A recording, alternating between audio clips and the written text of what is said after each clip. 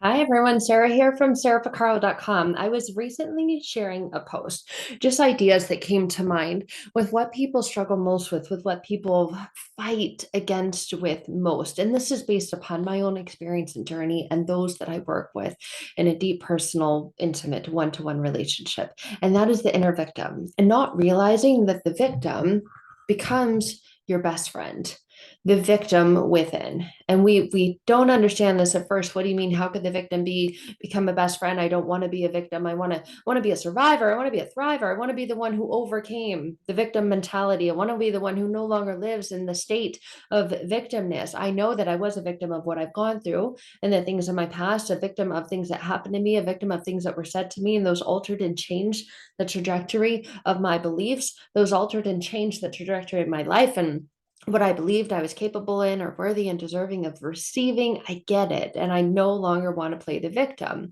But the victim, we think, keeps us in a weak state of mind. But the truth is, a lot of the times, the victim is what strengthens us because it empowers us, it agrees with us, it aligns with us, and gives you an out for all the feelings of doubt. When you're feeling doubt and the victim comes in and says, you have every right to doubt this. Look at what's happened to you in the past. Look at what you're going through. Look at what they did. Look at what he or she said. And the victim agrees and goes, yeah, you have every right to experience resistance. You have every right to not trust. Look at all the times that you trusted in the past. Look at what happened.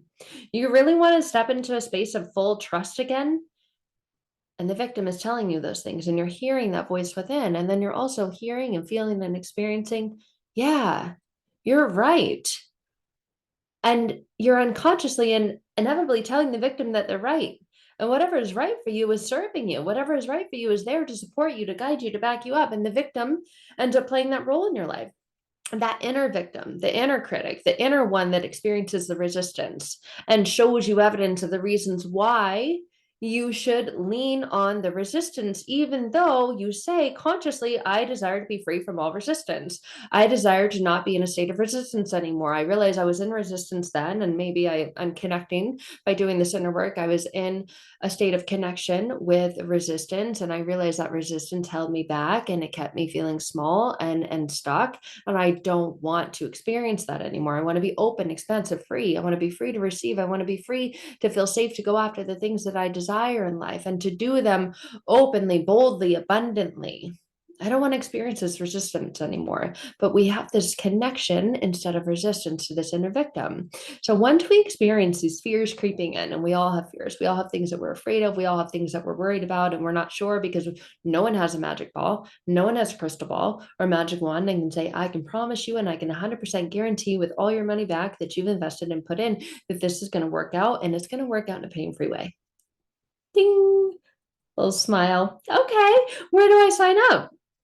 The victim comes in and the inner victim beats us up, but it also becomes a best friend because all the fears, all the doubt, all the worries you have, the victim says, yeah, you have every right.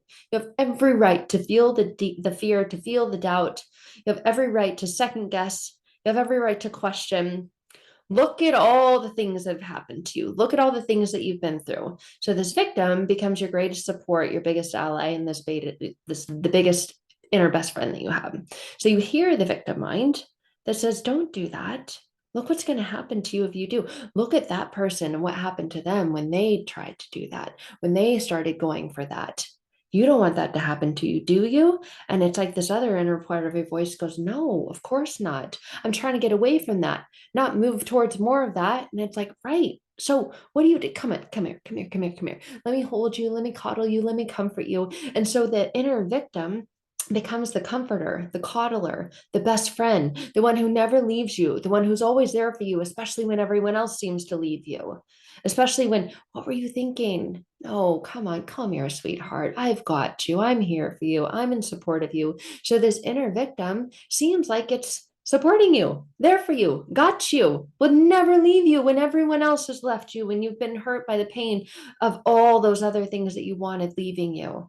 The inner victim never did, never had, never will. And so unconsciously, it becomes like this best friend that you can count on, that you feel connected to, that you can rely on. And you're like, wait a minute, I don't want to rely on being a victim anymore. But a lot of people feel a really, really difficult time breaking out of this victim mindset because they don't realize the role that that victim mindset has played in their life, that it's been there for them, that it supported them when everyone else has left them, when everyone else has caused experiences of rejection, of abandonment, of pain, of guilt, of blame. That person blamed me, and the victim is there to support you in the ways that they blamed you. No wonder you feel like this. You feel like that because look at what they did.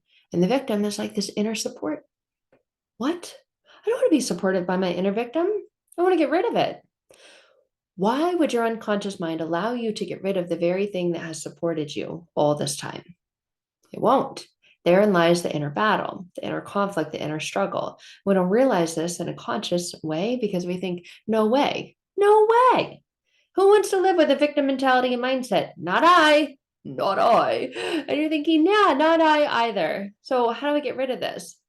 Well, it takes reprogramming, reshifting, transforming the inner and unconscious beliefs that you have that you'll be okay without this victim mindset because the victim mindset is going to say, you know what? I'm the only one that's ever truly, really been there for you. And your unconscious mind will agree with it because then it will present evidence for the reasons and times and places and ways that that is true. So there will be an unconscious agreement, an unconscious contract that you signed. And it doesn't want to leave you in pain.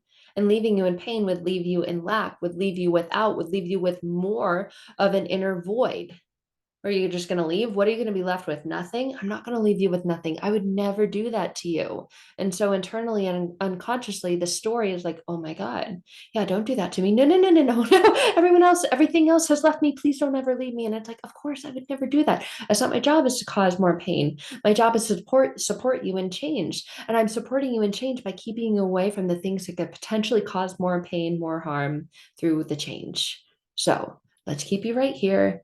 I love you. I've got you. And so you realize, oh my God, the inner victim has got me. It's got me right where it wants me. And it's got me in a place of feeling scared, afraid, limited. It's got me living in a life of lack, in a life of don't go after that because that would cause more pain. And so we're living in this world of being pulled back energetically and being kept away from the things that we really desire because the inner victim says, you get that. Look what's going to happen to you. Look, it happened to all of them. I am here to make sure that doesn't happen to you. I'm here to protect you, guide you, comfort you, keep you safe. See, I'm a little angel. Oh, why would you want to get rid of your little angel? And then you hear the story dialogue inside that's like, no, of course, no, no, no, no, that's not what I want. That's not what I want. I promise, I promise, I promise. And then the inner victim's like, are you sure that's what you said? Really? No, I'm sorry. And so you end up having this really messed up inner dialogue with your inner victim. No, I'm sorry. Please don't leave me. That's not what I meant. That's not what I meant. Please don't go anywhere. Please, please, please. I'll do anything. I'll do anything to keep you to stay. And so you end up getting in a really manipulative, controlling, toxic relationship with your inner victim and begging them to stay, even though you really want for them to leave. Do you see how this plays out in the same characteristics and dynamics of a narcissistic relationship? It's the same thing that happens. So it's actually not that relationship, the external one that you're most influenced and impacted with. It's the internal one with the relationship that you have with your inner victim. It matches and it mirrors the relationship that you have with others externally. So that is the relationship that needs to change, this internal relationship with your own inner critic, with your own inner victim, because that is the one that is keeping you stuck. That is the one that is keeping you playing small. That is the one that is holding you back and keeping you from everything that you want externally. It's an inner game.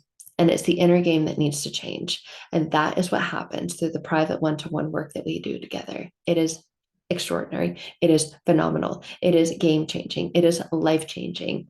It is the key. It is the key to setting you free. It's to transforming the relationship that you have with your own inner victim. If you're ready for that, I would love to connect. You can find out more about working privately at sarahpacaro.com. Until then, sending you all the love, and I'll see you soon. Bye for now.